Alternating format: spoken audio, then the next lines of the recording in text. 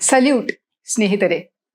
ഈ അടുത്ത കാലത്തിറങ്ങിയ സിനിമ എമ്പുരാൻ ഏറ്റവും കൂടുതൽ ഹൈപ്പ് ലഭിച്ച സിനിമയുമാണ്. ഇറങ്ങിയപ്പോൾ ഒരാഴ്ച പിന്നിട്ടു. ഏറ്റവും കൂടുതൽ ചർച്ച ചെയ്യപ്പെട്ട സിനിമയുമാണ്. ഞാൻ എമ്പുരാൻ കണ്ടു. കാണാതെ ഒരു നിരൂപണം സാധ്യമല്ലല്ലോ. കാണണ്ട എന്ന് കരുതിയിരുന്നതാണ്.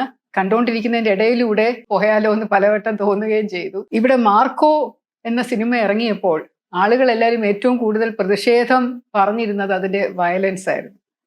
എന്നാൽ ഏകദേശം അതുപോലെയൊക്കെയുള്ള വയലൻസ് ഈ സിനിമയിലും ഉടനീളമുണ്ട്. എന്നിട്ടും ഇതിനെക്കുറിച്ച് ആളുകൾ ആരും കാര്യമായിട്ട് പറയുന്ന കേട്ടില്ല. ലൂസിഫർ കുറച്ച് നല്ല സിനിമയായിരുന്നത് കൊണ്ട്, അതിൽ മോഹൻലാലിനെ എനിക്ക് ഇഷ്ടമായതുകൊണ്ടും പൃഥ്വിരാജിനെ പൊതുവെ ഒരു നല്ല നടനായിട്ട് ഞാൻ കണക്കാക്കുന്നത് കൊണ്ടും ഒക്കെയാണ് ഈ സിനിമ പോയി കാണാമെന്ന് വിചാരിച്ചത്. ഞാൻ നേരത്തെ ഒരു വീഡിയോയിൽ പറഞ്ഞിട്ടുണ്ടായിരുന്നു, കുട്ടികളുടെ അക്രമ സ്വഭാവം സിനിമയിൽ നിന്ന് ഇൻഫ്ലുവൻസ്ഡ് ആയിട്ട് വരുന്നതല്ല. അവരുടെ വീട്ടിലും സമൂഹത്തിലും ഒക്കെ കാണുന്ന ചില കാര്യങ്ങൾ അവരുടെ മനസ്സിൽ ആഴത്തിൽ ചെറിയ പ്രായം തൊട്ട് പതിഞ്ഞത് കൊണ്ട് ഉള്ളിൽ ഉറങ്ങിക്കിടക്കുന്ന അതുപോലെയുള്ള വികാരങ്ങൾ കൃത്യസമയത്ത് പുറത്തു വരികയാണ് എന്ന്. പക്ഷെ തീർച്ചയായിട്ടും സിനിമയിലൂടെ ഇത്തരം വയലൻസിനെ മഹത്വവൽക്കരിക്കുമ്പോൾ ചിലരുടെ ഇടയിലെങ്കിലും ഒരു ചെറിയ ഇൻഫ്ലുവൻസും ഒക്കെ വരാം. ഏതൊരു സാഹിത്യ സൃഷ്ടിയും സിനിമയും കലാ സൃഷ്ടിയും സമൂഹത്തിനൊരു നല്ല മെസ്സേജ് കൊടുക്കേണ്ടതായിരിക്കണം എന്ന് ഞാൻ വിശ്വസിക്കുന്നു. പക്ഷെ കുറച്ച് നാളുകളായിട്ട് സിനിമയിലെ നായകന്മാര് ഏറ്റവും വലിയ വില്ലന്മാരും ഏറ്റവും വലിയ കൊലയാളികളും അധോലോക നായകന്മാരും ഒക്കെ ആയിട്ട് അതിനെ മഹത്വവൽക്കരിക്കുന്ന രീതിയിൽ സിനിമ എടുക്കുമ്പോൾ അത് കാണുന്ന എനിക്ക് കുറച്ചൊക്കെ വിഷമം തോന്നിയിട്ടുണ്ട്. ഒരു പോലീസ് ഓഫീസർ ആയിട്ട് ജോലി ചെയ്തിട്ടുള്ളത് കൊണ്ടായിരിക്കും. എനിക്ക് മലയാള സിനിമയിലെ ഏറ്റവും ഇഷ്ടമുള്ള ഒരു നായക നടന്മാരിൽ ഒരാളായിരുന്നു മോഹൻലാൽ. ആയിരുന്നു എന്ന് ഞാൻ പറയുന്നതിൻ്റെ കാരണം എമ്പുരാൻ കൊണ്ട് മാത്രമല്ല, അതിനു മുമ്പ് ഇറങ്ങിയിട്ടുള്ള പല സിനിമകളും വലിയ വലിയ നിരാശയാണ് എനിക്ക് നൽകിയിട്ടുള്ളത്. എമ്പുരാനും എന്തായിരിക്കുമെന്ന് എനിക്കറിയില്ല. ഭയങ്കര ഹൈപ്പല്ലായിരുന്നു. എന്തോ ഇന്റർനാഷണൽ ലെവലുള്ള ഒരു സിനിമയാണ്. 180-200 കോടി രൂപ ചെലവാക്കിയ മലയാളം സിനിമ. ഭയങ്കര നല്ല താര കാസ്റ്റ്. പിന്നെ ലൂസിഫർ എന്നുള്ള സിനിമ കണ്ടപ്പോൾ എനിക്ക് വലുതായിട്ട് ഇഷ്ടപ്പെട്ടില്ലെങ്കിലും വീണ്ടും OTT പ്ലാറ്റ്ഫോമിൽ ഇറങ്ങിയപ്പോൾ ഒന്നും കൂടെ കണ്ടപ്പോൾ അതിനകത്തെ ചില കാര്യങ്ങൾ കൊള്ളാമെന്ന് തോന്നി. പൊളിറ്റിക്സ് ആണ് മോസ്റ്റ്ലി. പിന്നെ അതുപോലെ മോഹൻലാലിനെ ഒരു അധോലോക നായകൻ എന്ന് ആദ്യം തൊട്ടേ പറയുന്നുണ്ട്. ആദ്യത്തെ സീൻ തന്നെ അബ്രാം ഖുറേഷി എന്നുള്ള ഒരു വാക്കിലാണ് തുടങ്ങുന്നത്. അപ്പോൾ അത് ആരാണെന്ന് നമുക്കൊരു ഐഡിയ കിട്ടും. അവസാനം അത് പറയുമ്പോഴും അത് ആക്കിട്ടുറപ്പിക്കുന്ന രീതിയിലാണ്. പിന്നെ അതിനകത്ത് ഉള്ള രസം എന്ന് പറയുന്നത് ഇപ്പോഴത്തെ പൊളിറ്റിക്സ് ഒരു വിധത്തിൽ അല്ലെങ്കിൽ മറ്റൊരു വിധത്തിൽ തുറന്നു കാട്ടിയിരുന്ന ഒരു സിനിമയാണ്. കുറെ ക്ലീഷേഴ്സ് ഇടയ്ക്കുണ്ടെങ്കിൽ പോലും IUF പാർട്ടിയും RMPM പാർട്ടി എന്ന് പറഞ്ഞ പാർട്ടിയുടെ നേതാവിനെയും ഒക്കെ കാണിക്കുന്നുണ്ട്. മേടയിൽ രാജൻ എന്ന് പറയുന്ന ഒരു വ്യക്തി ആ RMPM പാർട്ടിയുടെ നേതാവും അതുപോലെ IUF പാർട്ടിയുടെ നേതാവായിട്ട്, അത് UDF-ന്റെ നേതാവായിട്ട് സായികുമാർ വരുന്ന ഒരു ക്യാരക്ടറിനെ കാണിക്കുന്നുണ്ട്. IUF പാർട്ടിക്ക് ഫൈനാൻസ് ചെയ്യുന്നത്, ഏറ്റവും കൂടുതൽ കാശ് കൊടുക്കുന്നതും മണപ്പാട്ടിൽ എന്ന് പറയുന്ന ഗോൾഡ് കമ്പനിക്കാരാണ്. ചാണ്ടി എന്നാണ് പറയുന്നതെങ്കിൽ പോലും ആ ചാണ്ടിയുടെ പുറകെ നിൽക്കുന്ന ആള് സ്റ്റീഫൻ നെടുമ്പള്ളി എന്ന് മോഹൻലാൽ ചെയ്യുന്ന ക്യാരക്ടറാണ്. അയാൾ ഒരു സ്വർണ്ണ കള്ളക്കടത്തുകാരനാണ് എന്നൊക്കെ വളരെ വിശദമായിട്ട് കാണിക്കുന്നുണ്ട്. ഗോവർദ്ധൻ എന്ന പേരുള്ള ഇന്ദ്രജിത്ത് ചെയ്യുന്ന ക്യാരക്ടർ ലൂസിഫർ എന്ന് വിശേഷിപ്പിക്കുന്നതും അതുകൊണ്ടാണ്. അയാൾ വലിയ കള്ളക്കടത്തുകാരനാണ്, അയാൾ മാഫിയ തലവനാണ്. സ്വർണ്ണക്കള്ളക്കടത്തിന്റെ ഒരു വലിയ ഒരു ശക്തി IUF പാർട്ടിയുടെ പുറകിലുണ്ട് എന്ന് അതിനകത്ത് കാണിക്കുന്നുണ്ട്. അതിന്റെ ഒരു പിന്തുടർച്ച എന്നുള്ള രീതിയിൽ കണ്ടു നോക്കാം. കൂടാതെ ഇത് വളരെ വലിയ കോലാഹലം 1-2 ദിവസത്തിനകം സൃഷ്ടിച്ചിരുന്നു. ഇറങ്ങി 2-3 ദിവസങ്ങൾ കഴിഞ്ഞപ്പോഴാണ് ഞാൻ കണ്ടത്. കട്ട് ചെയ്ത എഡിഷനൊക്കെ ഇറങ്ങുന്നതിന് മുമ്പ്. വയലൻസ് എന്ന് പറഞ്ഞു കഴിഞ്ഞാൽ കൈയും കാലും വെട്ടുന്നത്, തീയിൽ വെന്ത് മരിക്കുന്നത്, ആളുകൾ ബോംബ് പൊട്ടി ചിഹ്ന ഭിന്നമായി മാറുന്നത്, ഗർഭിണിയെ റേപ്പ് ചെയ്യുന്ന സീന്, കുട്ടികളെ അടിക്കുന്നത്, ഉപദ്രവിക്കുന്നത്, എടുത്തെറിയുന്ന സീനുകൾ, അങ്ങനെ വളരെ വലിയ വയലൻസ് ഉള്ള ഒരു സിനിമയാണ് ഇത്. ഇതിനകത്ത് ഉടനീളം പറയാൻ ഉദ്ദേശിക്കുന്ന ഒരു വലിയ മെസ്സേജ് യാദൃച്ഛികമായി വന്ന മെസ്സേജ് അല്ല എന്നാണ് എൻ്റെ അഭിപ്രായം. ഇത് മനഃപൂർവ്വം നമ്മുടെ കേരള പൊളിറ്റിക്സിനെ അല്ലെങ്കിൽ രാഷ്ട്രീയ വിശ്വാസികളെ തെറ്റിദ്ധരിപ്പിക്കാൻ വേണ്ടി, കേരളത്തില് BJP അല്ലെങ്കിൽ കാവി കേരളത്തിനകത്ത് കടക്കാൻ പാടില്ല, കടന്നു കഴിഞ്ഞാൽ കേരളം നശിക്കും, God's own country will go to the devil എന്ന രീതിയിൽ കാണിക്കുന്ന കുറെ അധികം ചുറ്റുപാടുകൾ അല്ലെങ്കിൽ അതിനകത്തുള്ള കഥാ സന്ദർഭങ്ങൾ, ഡയലോഗുകൾ ഇതിനകത്ത് നിരന്തരം വരുന്നുണ്ട്. പ്രത്യേകിച്ച് കേരള സെൻട്രിക് ആയിട്ടുള്ള കാര്യങ്ങൾ കാണിക്കുമ്പോഴൊക്കെ ഗോവർദ്ധൻ എന്ന് പറയുന്ന ഇന്ദ്രജിത്തിന്റെ ക്യാരക്ടർ പോലും അയ്യോ ഇത് ഭയങ്കര അപകടം പിടിച്ചതാണ്, ഇങ്ങനെയൊന്നും വരാൻ പാടില്ല എന്ന് പറയുന്നത്. അതായത് കേരളത്തിലെ IUF എന്ന് പറയുന്ന പാർട്ടിയിലെ CM ആയി വരുന്ന ജതിൻ വേറൊരു പാർട്ടി ഉണ്ടാക്കി അടുത്ത തിരഞ്ഞെടുപ്പിൽ അഖണ്ഡ ശക്തി മോർച്ച എന്നോ മറ്റോ പറയുന്ന ഒരു പാർട്ടി ASM BJP ആണ് ഉദ്ദേശിക്കുന്നത്. കാവി ഫ്ലാഗ് ഒക്കെയാണ് അവർ കാണിക്കുന്നത്. അപ്പം ആ ASMുമായിട്ട് ചേർന്നുകൊണ്ട് ഞാൻ ഒരു പുതിയ പാർട്ടി ഇവിടെ രൂപീകരിച്ച് ഞാൻ വിജയിച്ചു വരും എന്ന് അദ്ദേഹം ഒരു പൊതുജനത്തെ ഇങ്ങനെ സംബോധന ചെയ്ത് പറയുന്ന അവസരത്തിൽ അത് വ്യത്യസ്ത വ്യക്തികളിൽ ഉളവാക്കുന്ന ഞെട്ടൽ, പരിഭ്രമം, പരിഭ്രാന്തിയൊക്കെ വളരെ വിശദമായിട്ട് കാണിച്ചിട്ടുണ്ട്.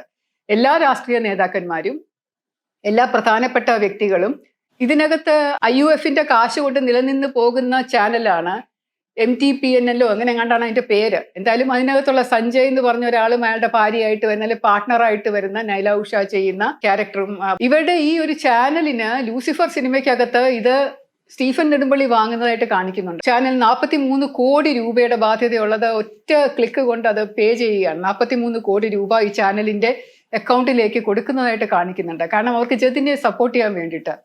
അത് PK രാംദാസിന്റെ മകൻ ജതിൻ രാംദാസിനെ ഈ ചാനൽ സപ്പോർട്ട് ചെയ്യാൻ വേണ്ടിയിട്ട് ഇത്രയും കോടി രൂപ കൊടുക്കുന്നു. അതിന് മുമ്പ് ബോബി ആയിരുന്നു കൊടുത്തോണ്ടിരുന്നത്. ബോബിയെ പിന്നീട് ആ സിനിമയിൽ കൊല്ലുന്നുണ്ടല്ലോ.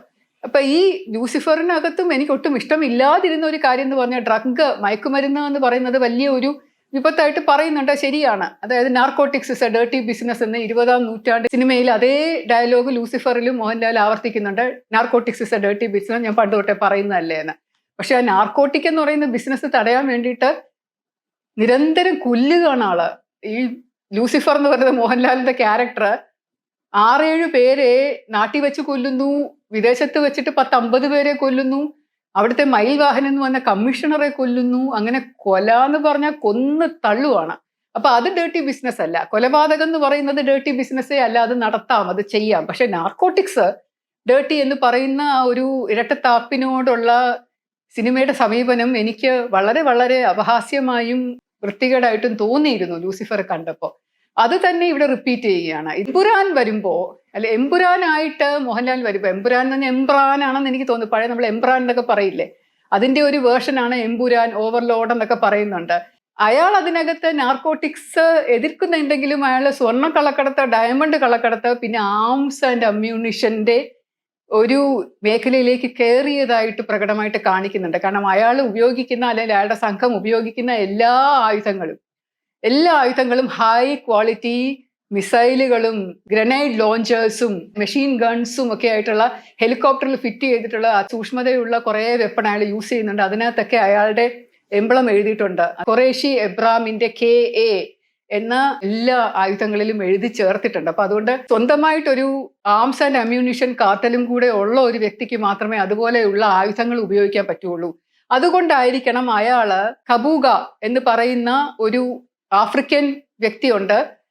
ആംസ് കാർട്ടലിന്റെയും ഡ്രഗ് കാർട്ടലിന്റെയും ചീഫാണ്. അയാളാണ് ഈ ഷെൻ ട്രയാഡ് അല്ലെങ്കിൽ ഗോഡ് ആക്സസ് എന്ന് പറയുന്ന മാഫിയ സംഘത്തിന്റെ ഒരു കണ്ണി എന്ന് പറയുന്നത് ഈ ആഫ്രിക്കനാണ്. ആഫ്രിക്കൻ, ചൈനീസും പിന്നെ റഷ്യനും ഉണ്ട് എന്ന് തോന്നുന്നു. കാരണം ആദ്യത്തെ ലൂസിഫറിനകത്ത് ഒരു റഷ്യൻ ആളാണ് ഇതിന്റെ മയക്കുമരുന്നിന്റെ വിപണനത്തിനായിട്ട് കേരളത്തിലേക്ക് വരുന്നയാള്, ബോബിയുമായിട്ട് കൂട്ടുകെട്ടുണ്ടാകുന്നയാള്. അപ്പൊ റഷ്യ, ആഫ്രിക്ക, ചൈന എന്നീ 3 കേന്ദ്രങ്ങളെ ട്രയാഡ് രൂപീകരിച്ചിട്ടുള്ള ഒരു സംഘത്തിനെയാണ് ഇതിനകത്ത് എംപുരാൻ എന്ന് പറയുന്ന KA ഖുറേഷി എബ്രാമിന്റെ സംഘം അവരെതിർക്കുന്നത്. അതുകൊണ്ടാണ് ഒരു യുദ്ധം എന്ന് പറഞ്ഞ് നടന്നുകൊണ്ടിരിക്കുന്ന യുദ്ധം നിർത്താൻ സമയമായി, നമുക്ക് നേരിട്ട് കാണാം എന്ന് പറഞ്ഞ് വിളിച്ച് ഖറഖോഷ് എന്ന് പറയുന്ന ഇറാഖിലെ ഒരു സ്ഥലത്ത് കൊണ്ടുപോയി അതിന്റെ ഒരു പള്ളിക്കകത്ത് വെച്ച് ബോംബ് സ്ഫോടനത്തില് അത് മുഴുവൻ തകർത്ത് കബൂഗയുടെ ഗ്യാങ്ങിലുള്ള സകലരെയും കൊല്ലുകയാണ് സയ്യിദ് മസൂദ് പൃഥ്വിരാജ് ചെയ്യുന്ന കഥാപാത്രം. പൃഥ്വിരാജ് ലൂസിഫറിൽ വന്നപ്പോൾ എനിക്ക് ഭയങ്കരമായിട്ട് ഇഷ്ടപ്പെട്ടു. കാരണം അതിൽ വളരെ സട്ടിലായിട്ടുള്ള ഒരു വരവുമായിരുന്നു, വളരെ പെർട്ടിനന്റ് ആയിട്ടുള്ള ഒരു കഥാപാത്രമായിട്ട് എനിക്ക് തോന്നി ആ ഒരു അവസാനത്തെ വരവ്. പക്ഷെ ഇത് മോഹൻലാലിനേക്കാൾ കൂടുതൽ പൃഥ്വിരാജ് നിറഞ്ഞു നിൽക്കുന്ന ഒരു സിനിമയാണ്. സയ്യിദ് മസൂദ് എങ്ങനെ സയ്യിദ് മസൂദ് ആയി എന്ന് കാണിക്കാൻ വേണ്ടിയിട്ട് ഇതുപോലെ ഗോത്ര കലാപം വലിച്ചെടുത്ത് കൊണ്ടുവരികയും അത് വികലമായി കാണിക്കുകയും, അതായത് ആ ട്രെയിൻ കത്തുന്നത് എന്ന് പറയുന്നത് ശരിക്കും കാണിക്കുന്നില്ല. അപ്പൊ എഡിറ്റ് ചെയ്യുമ്പോഴും അതിന്റെ ഒന്നും മാറാൻ പോകുന്നില്ല. അതിന്റെ കഥ എന്ന് പറയുന്നത് ഇപ്പോഴും കഥയായിട്ട് തന്നെ ഇരിക്കും. അതിന്റെ സന്ദേശം എന്ന് പറഞ്ഞാൽ ആ സന്ദേശം ഇപ്പോഴും ഇരിക്കും. കുറെ സീനുകൾ മാറ്റിയത് കൊണ്ടോ അതിനകത്തെ മുഖ്യ വില്ലന്റെ പേര് ഹനുമാന്റെ പേരിട്ട് ബജ്രംഗ് ഭായ് എന്ന് പറയുന്ന ആളാണ് വില്ലൻ കഥാപാത്രം എന്ന് പറയുന്നത്. മാറ്റി അയാളെ ബൽരാജ് ഹയ്യ എന്നാക്കിയത് കൊണ്ടോ ഒന്നും ഇത് മാറാൻ പോണില്ല. കാരണം ഇതിൻ്റെ അകത്ത് പറഞ്ഞിരിക്കുന്നത് വയലൻസ് ആണ് ഇതിനകത്തുള്ളത്. BJP വന്നു കഴിഞ്ഞാൽ നമ്മുടെ രാജ്യം കുട്ടിച്ചോറാവും, കേരളം എന്ന് പറഞ്ഞ് ഇപ്പോൾ നല്ലതായിട്ടിരിക്കുന്ന രാജ്യം, മതസൗഹാർദ്ദത്തോടു കൂടി സ്നേഹത്തോടു കൂടി എല്ലാം നല്ലതായിട്ടിരിക്കുന്ന കേരളം എന്ന് പറയുന്ന കൊച്ചു സംസ്ഥാനം ഇങ്ങനെ ഒരു കൊക്കൂണിപ്പെട്ട് ഭാരതത്തിന്റെ ഭാഗമല്ലാതെ മാറിക്കിടക്കുന്നത് തന്നെയാണ് സേഫ്, ഭാരതത്തിന്റെ ഭാഗമാകണ്ട എന്നുള്ള തെറ്റായ ഒരു ധാരണ സമൂഹത്തിന് നൽകുന്ന, അല്ലെങ്കിൽ BJP പ്രവർത്തകർക്കും BJP വിശ്വാസത്തിൽ നിൽക്കുന്ന ആൾക്കാർക്കും ഒക്കെ ഒരു വലിയ ചാട്ടവാർ അടി പോലെയാണ് എനിക്ക് തോന്നിയത്. ഓരോ കഥാസന്ദർഭങ്ങളും അതിനകത്തുള്ള ഡയലോഗുകളും അതിനകത്തുള്ള കുറെ സംസാരങ്ങളും ഒക്കെ കേൾക്കുമ്പോൾ ഇതിവിടെ വേണ്ട, ആരെക്കൊണ്ടും, അതായത് ഈ ഏറ്റവും വലിയ മാഫിയ തലവൻ ആയിട്ടുള്ള എബ്രാം ഖുറേഷി എന്ന് പറയുന്ന ആൾക്ക് മാത്രമേ കേരളത്തിനെ രക്ഷിക്കാൻ പറ്റൂ എന്ന് ഇവിടെ നിന്നുകൊണ്ട് ആക്രോശിക്കുന്ന ഒരു സംഘം ആൾക്കാർ. കേരളത്തിൽ 4 എയർപോർട്ടുകളും 2 കണ്ടെയ്നർ ടെർമിനലുകളും 800 കിലോമീറ്റർ സീഷോറും ഉണ്ട്. അതുകൊണ്ട് അവിടെ നമുക്ക് കൈവിടാൻ പറ്റില്ല, ഇപ്പോഴാണ് സമയം അത് ഏറ്റെടുക്കണമെന്ന്. അത് ഉദ്ദേശിക്കുന്നതൊന്നുമല്ല, ഈ കണ്ടെയ്നർ ടെർമിനലിലൂടെയും എയർപോർട്ടുകളിലൂടെയും ഈ പാർട്ടിക്ക് എന്തെങ്കിലുമൊക്കെ കടത്താം രാജ്യത്തേക്ക്. അപ്പൊ അതിന് വേണ്ടിയിട്ടാണ് ഇവരത് എടുക്കുന്നത് എന്നുള്ള ഒരു വല്ലാത്ത ഇന്റർപ്രിട്ടേഷൻ അതിനകത്ത് കൊടുത്തിട്ടുണ്ട് ആ സംഭാഷണത്തില്. ഇതൊക്കെ കൊണ്ടാണ് ഈ സിനിമയിൽ ഒരു വല്ലാത്ത മെസ്സേജ് കൊടുക്കുന്നു എന്ന് ഞാൻ പറയുന്നത്. അത്ര മോശം ഒരു ഭീകരത്തിനെ കേരളത്തിൽ നടക്കുന്ന ഒരു ഭീകരവാദം എന്ന് പറയുന്നത് ഇതുപോലെ ഖുറേഷി എബ്രാമിന്റെ സംഘത്തിലുള്ള ആൾക്കാർ കേരളത്തിൽ വന്ന ആളുകളെ കൊല്ലുന്നു, കമ്മീഷണറെ അടക്കം കൊല്ലുന്നു, ഗോൾഡ് കള്ളക്കടത്ത് നടത്തുന്നു, അത് ന്യായീകരിക്കുന്നു, അത് പാർട്ടി ഫണ്ടിലേക്ക് പോകുന്നു, രാഷ്ട്രീയം അത് വെച്ച് കൊഴുക്കുന്നു, ചില ചാനലുകൾ അതുകൊണ്ട് കൊഴുക്കുന്നു, അവർ നടത്തുന്ന കള്ളപ്രഖ്യാപനങ്ങളെല്ലാം കേരള ജനത വിഴുങ്ങുന്നു. അതിൽ നിന്നൊന്നും ഒരു മോചനം വേണ്ട. കാവിപ്പട വന്നു കഴിഞ്ഞാൽ അതൊക്കെ നശിപ്പിക്കുന്നത് കൊണ്ട് അവരെ തടയണം. അതിനു വേണ്ടി ഏറ്റവും വൃത്തികെട്ട ഗ്യാങ്ങിനെ പോലും ഇവിടെ വിളിച്ചു വരുത്തി അത് സാധ്യമാക്കണം എന്നുള്ള മട്ടിലുള്ള ഒരു സിനിമ വരുമ്പോൾ എന്നാൽ നമുക്കിവരെ ഇവിടെ വേണ്ട. ഇവര് ഏറ്റവും വലിയ ബുദ്ധിമുട്ടാണ്. നമ്മുടെ ഗോഡ്സ് ഓൺ കൺട്രി മോശമായി പോകും ഈ കാവി ഇവിടെ വന്നാൽ എന്നുള്ള ഒരു ധ്വനി അതിനകത്ത് കൊടുക്കുന്നത്, ഉടനീളം കൊടുക്കുന്നത് വളരെ അസഹനീയമായിട്ട് എനിക്ക് തോന്നി. തദ്ദേശ സ്വയംഭരണ സ്ഥാപനങ്ങളിലെ തെരഞ്ഞെടുപ്പ് വരുന്നു, അത് കഴിഞ്ഞ് അടുത്ത വർഷം അസംബ്ലി തെരഞ്ഞെടുപ്പ് വരുന്നു. അപ്പൊ അതുകൊണ്ട് BJP-ലോട്ട് ഇങ്ങനെ കാട്ടി നിൽക്കുന്ന ആൾക്കാരെ അതിൽ നിന്ന് ഏത് വിധേനയും പിന്തിരിപ്പിക്കണം എന്ന ആശയത്തോടു കൂടി എടുത്തതാണോ എന്ന് പോലും എനിക്ക് സംശയമുണ്ട്. ഈ സിനിമയിൽ എബ്രാം ഖുറേഷി നാർക്കോട്ടിക്സിന് എതിരെയാണ് എന്ന് പറയുന്നതായിട്ടൊരു സെന്റൻസ് ഉണ്ട്. പക്ഷേ ഇയാളെ കാണണമെന്ന് ആഗ്രഹിച്ച് ഗോവർദ്ധൻ വരുമ്പോ റാവുത്തറിന്റെ ആൾക്കാരെ ഇയാൾക്ക് മയക്കുമരുന്ന് കുത്തിവെച്ചിട്ട് മയക്കി കിടത്തിയിട്ടാണ് ലോങ് ഡിസ്റ്റൻസ് യാത്ര ചെയ്യിച്ചിട്ട് കൊണ്ടുപോകുന്നത്. അപ്പൊ നാർക്കോട്ടിക്സിനെതിരെയായിട്ടുള്ള ഒരാളെ കാണാനായിട്ട് അയാളുടെ തന്നെ ഒരു ആള് മയക്കുമരുന്ന് നാർക്കോട്ടിക്സ് ഉപയോഗിച്ച് ഉറക്കിക്കിടത്തിക്കൊണ്ട് കൊണ്ടുപോകുന്ന ഒരു സീൻ ഇതിനകത്തുണ്ട്. എമ്പുരാനിൽ വന്നപ്പോൾ സ്റ്റീഫൻ നെടുമ്പള്ളി അല്ലെങ്കിൽ എബ്രാം ഖുറേഷി ഗ്യാങ് നാർക്കോട്ടിക്സും കൂടെ കാട്ടൽ തുടങ്ങിയോ, വലിയ ചോദ്യം അതിനകത്ത് വരുന്നുണ്ട്. ഇതൊക്കെ തിരക്കഥയുടെ ഓരോ പാളിച്ച എന്ന് എനിക്ക് പറയാൻ പറ്റൂ. ഇതിനകത്ത് ഗോത്ര കലാപവും അതിനെ തുടർന്നുള്ള വയലൻസും ഒക്കെ അതിരൂക്ഷമായിട്ട് കാണിക്കുന്നുണ്ട്. ഒരു ഗർഭിണിയെ റേപ്പ് ചെയ്യുന്ന സീനും ഒക്കെ അസഹനീയമാണ് കാണാൻ. കൈ വെട്ടുകയും കാല് വെട്ടുകയും ശരീരത്തിന്റെ ബോംബ് പൊട്ടിത്തെറിക്കുകയും അതിന്റെ ഭാഗങ്ങൾ ചെതറി അവിടെ ഇവിടെ കിടക്കുകയൊക്കെ കാണിക്കുന്നത് നിർദാക്ഷിണ്യം ആളുകളെ ഇങ്ങനെ കൊന്നു തള്ളുന്ന ഒരാളെ ഹീറോവൽക്കരിക്കുന്ന ഒരു നായകൻ അങ്ങനെ വന്നിട്ട് അയാളാണ് ഏറ്റവും വലിയ ഹീറോ എന്ന് പറഞ്ഞ് സ്ലോ മോഷനിൽ നടന്നു പോകുന്ന ഒരു രീതി എന്ന് പറയുന്നത് എങ്ങനെ സഹിക്കും? ജനങ്ങളൊക്കെ ഒരുപാട് ഇഷ്ടപ്പെടുന്ന മോഹൻലാലിനെ പോലെയും പൃഥ്വിരാജിനെ പോലെയും ഒക്കെയുള്ള ആൾക്കാർ ഇതുപോലെയുള്ള ഒരു റോള് ചെയ്യുമ്പോൾ ഒരു വല്ലാത്ത ഫീലിംഗ് ആണ് നമുക്ക് തോന്നുന്നത്. അതിന്റെ സ്ക്രിപ്റ്റ് റൈറ്റിങ്ങിന്റെ മാത്രം കുഴപ്പം കൊണ്ടല്ല, എൻ്റെ എല്ലാം ഉണ്ട്. എല്ലാം കൂടെ ചേർന്ന് ഇതിനെ ഒരു വല്ലാത്ത സിനിമയാക്കി നമ്മുടെ കേരളത്തിനെ ഒരു വിധത്തിലല്ലെങ്കിൽ മറ്റൊരു വിധത്തിൽ താഴ്ത്തിക്കെട്ടാനായിട്ട് ശ്രമിക്കുന്ന ഒരു നടപടിയായിട്ട് എനിക്ക് തോന്നി. വർഗീയത നമ്മൾ മറന്നു കിടക്കുന്ന സംഭവമാണ് ഗോദ്ര റൈറ്റ് എന്നൊക്കെ പറയുന്നതും. കുറെ വർഷങ്ങൾക്ക് മുമ്പ് അത് ഉണ്ടായത് മറന്നു കിടന്നത് വീണ്ടും ഇങ്ങനെ അതിൻ്റെ തീ ആളിക്കത്തിച്ച നമ്മുടെ മനസ്സിൽ മുഴുവനും ഇങ്ങനെ വർഗീയ വിദ്വേഷം കുത്തി നിറയ്ക്കാൻ ഉതകുന്ന രീതിയിലുള്ള ഒരു ചിത്രീകരണം എന്ന് പറഞ്ഞു കഴിഞ്ഞാൽ മറന്നു കിടക്കുന്ന സാധനങ്ങൾ മുഴുവൻ കുത്തിപ്പൊക്കിയെടുത്തത് ഓർക്ക് ഇതൊക്കെയാണ് നടന്നിട്ടുള്ളത്. ഇതാണ് ഇനി നടക്കാൻ പോകുന്നത്. ഇതുപോലെയുള്ള വർഗീയ വിദ്വേഷം വീണ്ടും വരികയാണ്. സിനിമയുടെ അവസാനം ബജ്രംഗ് ബാബ എന്ന് പറയുന്ന ആളെ കൊല്ലുന്നതിന് ശേഷം അല്ലെ ഏതോ തെരുവുകളിൽ ഇതുപോലെ ഒരു ബഹളം നടക്കുന്നതായിട്ട്, വർഗീയ വിദ്വേഷം നടക്കുന്നതായിട്ട് വീണ്ടും കാണിക്കുന്നുണ്ട്. അപ്പൊ അത് വീണ്ടും ആവർത്തിക്കും എന്നുള്ള ഒരു മട്ടിൽ അത് നമ്മളെ കാണിപ്പിച്ച് തരികയാണ്. അത് NIA-യുടെ ഉദ്യോഗസ്ഥർ വന്ന് അതെനിക്ക് വളരെ അപഹാസ്യമായിട്ട് തോന്നി. കാരണം NIA എന്ന് പറയുന്ന സംഘടന കേന്ദ്രത്തിന്റെ കീഴിൽ പ്രവർത്തിക്കുന്നത് ടെററിസം തടയാൻ വേണ്ടിയിട്ടാണ്.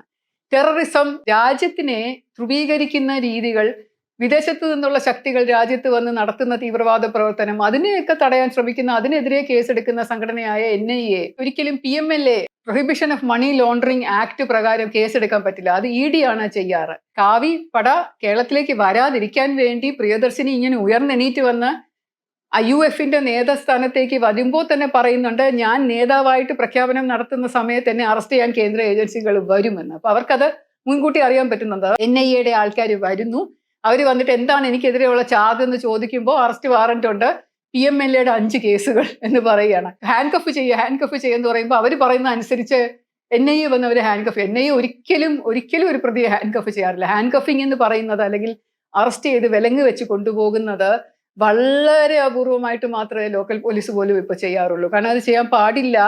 ഏതെങ്കിലും അത്യാവശ്യ ഘട്ടത്തിൽ പ്രതി ഓടിപ്പോകാൻ ചാൻസ് ഉള്ളപ്പോൾ മാത്രമേ കൈവിലങ്ങ് ധരിപ്പിക്കാവുള്ളൂ എന്ന സുപ്രീം കോടതി ഉത്തരവുകൾ നിലവിലിരിക്കെ ഒരിക്കലും ഒരു കേന്ദ്ര ഏജൻസിയും CBI-യോ NIA-യോ ED-യോ ഒന്നും ഒരു ഓഫീസറും ആരെയും കൈവിലങ്ങ് വെച്ചുകൊണ്ട് പോകാറില്ല. അത് കൈവിലങ്ങ് എന്ന് പറയുന്ന ഒരു സാധനം ഈ കേന്ദ്ര ഓഫീസുകളിൽ ഇല്ല.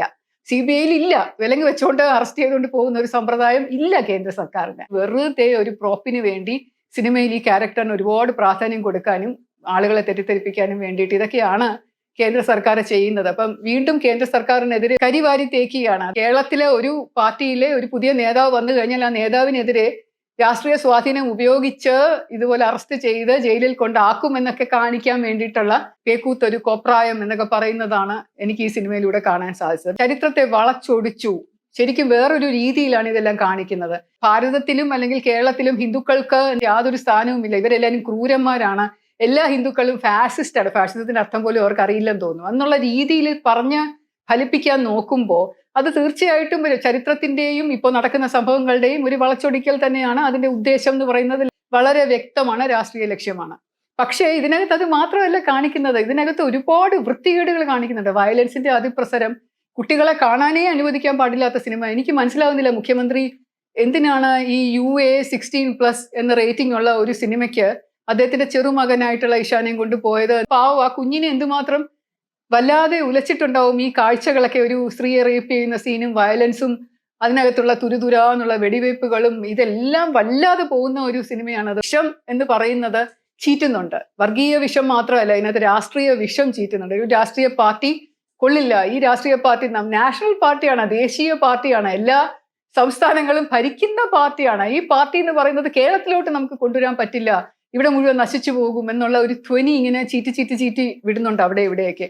അതുകൊണ്ട് മാത്രം എനിക്ക് ഈ സിനിമ വളരെ വളരെ മോശമായിട്ട് തോന്നുകയും ഇതിന്റെ ഉദ്ദേശം സ്പെസിഫിക്, പുറകിൽ എന്തോ ഒരു വ്യക്തമായ ഉദ്ദേശത്തോടു കൂടി ചെയ്തിരിക്കുന്നതാണ്. അതിനകത്ത് ഗോത്രയും വർഗീയ കലാപവും ഒക്കെ വന്നൂന്നേ ഉള്ളൂ. പക്ഷേ ഇതിനകത്തെ മാഫിയ തലവനെ ഹീറോ ആക്കുകയും ഗ്യാങ്ങിനെ കൊണ്ടുവന്ന് ഇത് മുഴുവനും ശരിയാക്കാനായിട്ട് ഒരു ശ്രമം, പൊളിറ്റിക്സ് ശരിയാക്കാനായിട്ട് ഇതുപോലെയുള്ള അനധികൃത പൈസയുടെ കളി വേണമെന്നുള്ള ഒരു ധ്വനി ജനിപ്പിച്ചുകൊണ്ട്, ജനങ്ങളല്ല ഇതുപോലെയുള്ള ആൾക്കാരാണ് ഭരണം നടത്തുന്നത് എന്നുള്ള, അതായത് ആദ്യമേ എഴുതി കാണിക്കും എല്ലാ വലിയ വലിയ രാജ്യങ്ങളുടെ പുറകിലും അതൊക്കെ നടത്തിക്കുന്നതും ഒക്കെ ഇതുപോലെയുള്ള ക്ഷുദ്രശക്തികളാണ്, ഗ്രൂപ്പ്സ് ആണ്, ഈ ട്രയാഡ്സും മാഫിയ സംഘങ്ങളും ഇതുപോലെയുള്ള കബാൽസും ഒക്കെ ആണ് എന്നുള്ള മട്ടിൽ ആദ്യം തൊട്ട് അവസാനം വരെ ഒരു ധ്വനി ജനിപ്പിക്കുന്ന ഒരു കാര്യത്തിനകത്ത് ഇതുണ്ടോ ഇല്ലയോ എന്ന് അറിഞ്ഞുകൂടാത്ത സാഹചര്യത്തിൽ ഇത് ശരിയാണ് എന്നുള്ള മട്ടിൽ പ്രചരിപ്പിക്കുന്ന ഒരു രീതി അതൊട്ടും ശരിയല്ല എന്ന് തന്നെയാണ് എൻ്റെ അഭിപ്രായം. അതിന്റെ മെസ്സേജ് വളരെ മോശമാണ്. The message that the movie gives to the society is extremely bad. ഇത് ഒരിക്കലും ഉണ്ടാവാൻ പാടില്ലാത്ത അല്ലെങ്കിൽ വേറൊരു രീതിയിൽ എടുക്കേണ്ടിയിരുന്ന ഒരു സിനിമയായിരുന്നു. പക്ഷേ ഇതിങ്ങനെ ഒരു രീതിയിൽ എടുത്തതിന്റെ പുറകിലൊരു ഉദ്ദേശ ലക്ഷ്യം ഉണ്ട് എന്ന് എനിക്ക് തോന്നിയത് കൊണ്ടാണ് ഇതിന്റെ നിരൂപണം ഞാൻ ഇവിടെ ചെയ്തത്. സസ്നേഹം, ശ്രീലേഖ.